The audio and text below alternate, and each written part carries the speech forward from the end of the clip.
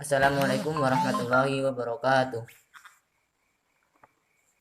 Yang kami hormati Bapak dosen pengampu mata kuliah Ilmu Tauhid, beliau Dr. Nurkolis SAG MAG, dan teman-teman kelas IPAB yang berbahagia. Pertama, marilah kita panjatkan rasa puja-puji syukur kehadirat Allah Subhanahu wa taala yang telah memberikan rahmat taufik serta hidayahnya kepada kita sehingga kita bisa melakukan pembelajaran walaupun dengan daring seperti ini. Kedua kalinya, sholawat serta salam semoga tetap terlimpahkan kepada junjungan kita Nabi Agung Muhammad SAW yang kita nantikan syafaatnya di dunia terlebih di yaumul qiyamah. Amin. Ketiga kalinya, kami di sini dari kelompok 1 yang beranggotakan saya sendiri, Agus Triyono, yang kedua Agnes Talia, dan yang ketiga Adelia Dwi Oktaviani.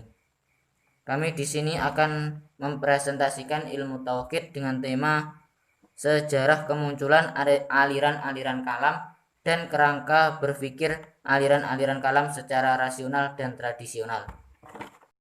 Baik, setelah kita mengetahui pengertian ilmu kalam, kita kembali kepada tema kita yang sebelumnya atau tema kita yang awal, yaitu sejarah kemunculan ilmu kalam.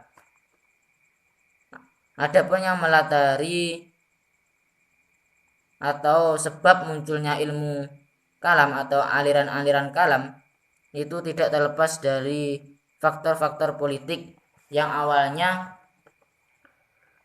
terjadi setelah Khalifah Utsman bin Affan terbunuh dan kemudian digantikan oleh Khalifah Ali bin Abi Thalib.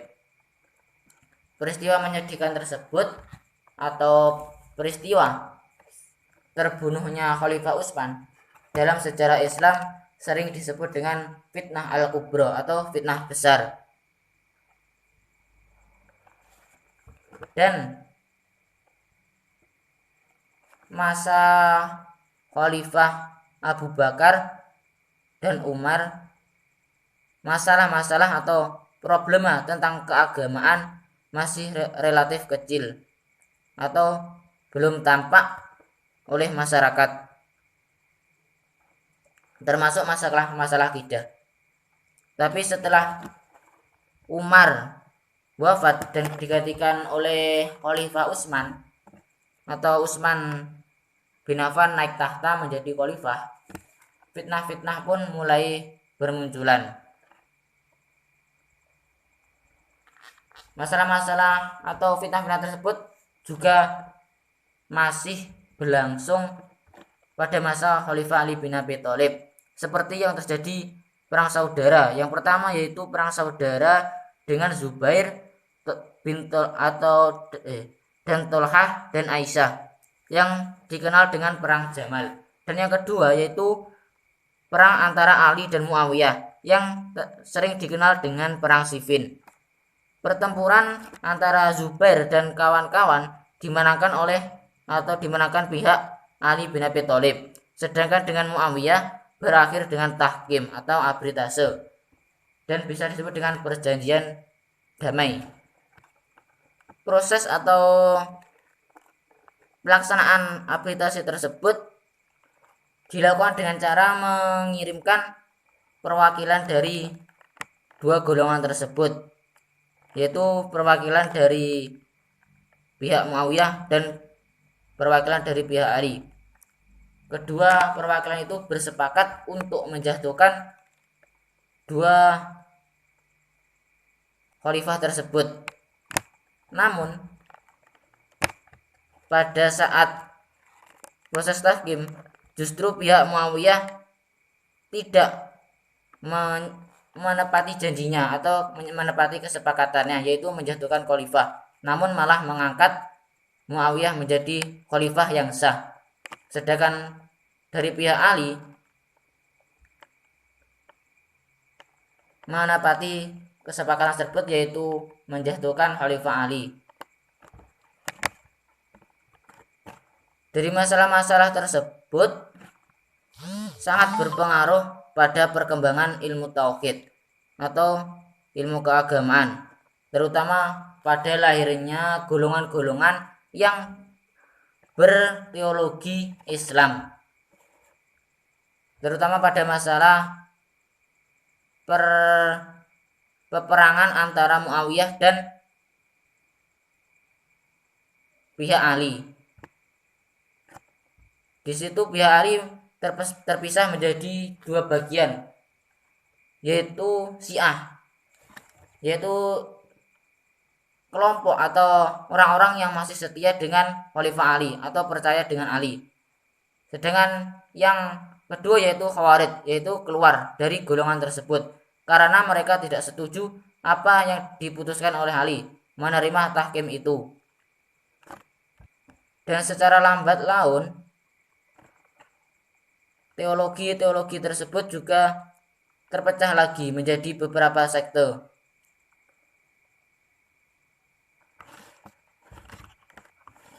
Dan pada masa pemerintahan Bani Umayyah juga terdapat atau muncul aliran kalam atau aliran tauhid seperti Murji'ah, Qadariyah, Jabariyah, dan Mu'tazilah.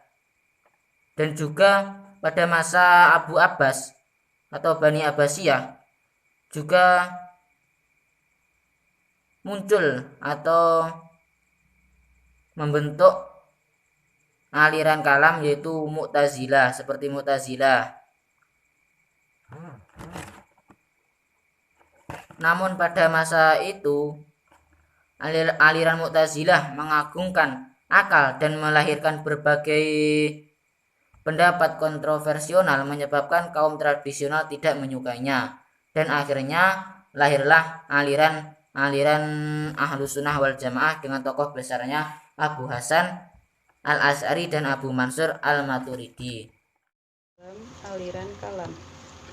Mengkaji aliran-aliran ilmu kalam pada dasarnya merupakan upaya untuk memahami kerangka berpikir dan proses pengambilan keputusan para ulama aliran teologi dalam menyelesaikan persoalan-persoalan kalam. Perbedaan kesimpulan satu dengan kesimpulan lainnya dalam mengkaji suatu objek tertentu merupakan suatu hal yang bersifat natural. Mengenai sebab-sebab pemicu perbedaan pendapat, ada dua pendapat diantaranya, yaitu 1. Ad-Dahlawi, ia lebih menekankan aspek subjek pembuatan keputusan sebagai pemicu perbedaan pendapat. Yang kedua, Umar Sulaiman Asy-Syakar, ia lebih menekankan aspek objek keputusan sebagai pemicu terjadinya perbedaan pendapat. Perbedaan metode berpikir secara garis besar dapat dikategorikan menjadi dua macam, yaitu kerangka berpikir rasional dan metode berpikir tradisional. Metode berpikir secara rasional memiliki prinsip sebagai berikut. 1.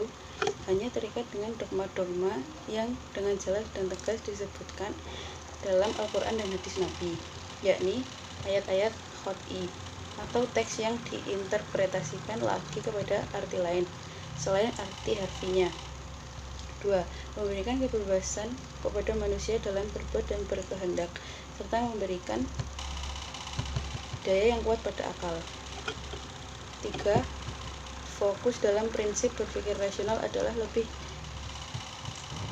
dominannya peran akal, sehingga harus lebih ekstra keras berupaya untuk menanamkan suatu ajaran atau konsep kepada orang lain.